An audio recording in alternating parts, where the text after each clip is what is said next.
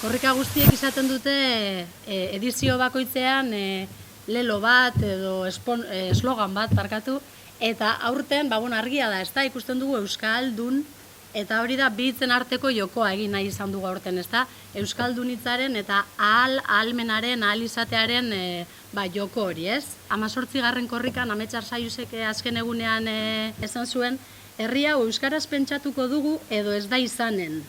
Horretarako gure ahalmenean sinetsi behar dugu, eta jabetu gara ahal dugula. Basaurin berez, martxoaren 28 eta 29 artean izango da, gauerdi partean, 11:30 aldera, gauez, bakizue gauza hauek nolakoak diren, beraz, emango dizuegu ordu zehatzagoaren berri, baina, printzipioz, azken ordu ofiziala 11:30 ingeruan izango da.